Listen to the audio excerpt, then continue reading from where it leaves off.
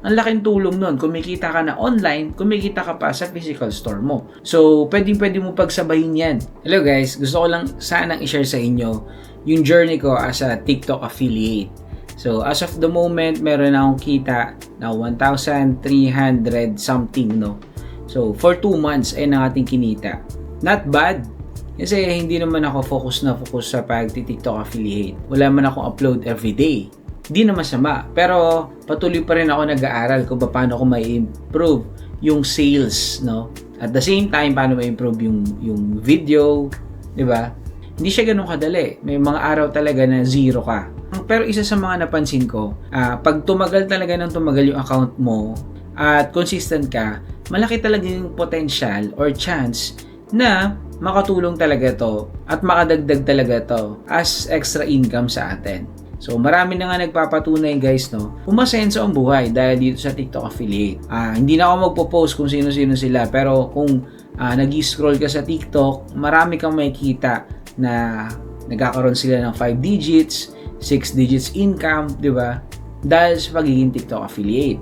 Tapos marami nang napundar, umasenso na nga, gumanda na nga talaga yung buhay dahil dito sa TikTok affiliate. So kung gusto mo rin maging TikTok affiliate, pwede kang mag-start sa panonood kung paano siya ginagawa or paano ka magkakaroon ng requirements. Pero kung gusto mo talaga magsimula, no, kung gusto mo ma-achieve yung requirements, kailangan mo lang at least 600 followers sa TikTok. So kung wala ka pang 600 followers sa TikTok, ang ma-advise ko is huwag kang makikipag-follow to follow. Bakit? Kasi ang magiging followers mo guys is mga TikTok affiliate din. Ang maganda, ang maging mga followers mo talaga is yung mga consumers, yung mga buyers, yun talaga. Yung target, yung magiging market mo talaga. May kipag-follow to follow ka, ang magiging followers mo nga, ulit ko, is mga magdi-TikTok affiliate din. Pare-pares din kayong magiging tindero-tindera. Tiyagain mo na lang din talaga ma-reach yung 600k. Pwede mong gawin guys, mag-SEO ka.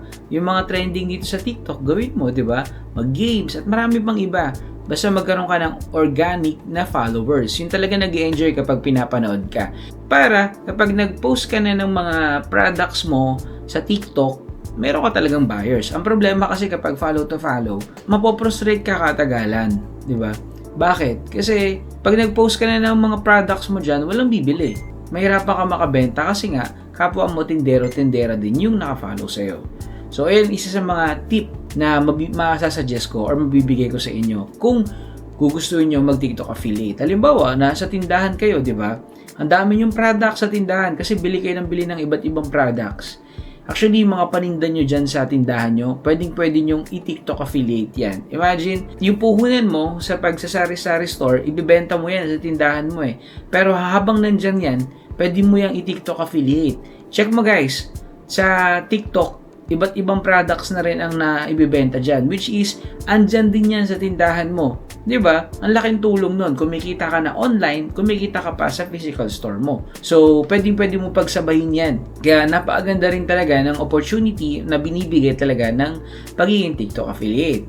So, inuulit ko, nag-share lang din ako sa inyo ng journey ko as a TikTok affiliate at the same time, ng tips na rin kung paano talaga maging mas okay ang ating TikTok account or TikTok affiliate nyo. So yun lang guys, thank you for watching. Kung nagustuhan nyo ang video na to, please don't forget to like and share this video at huwag nyo pong kalimutan na mag-subscribe. So yun lamang guys, maraming salamat at God bless. Appear.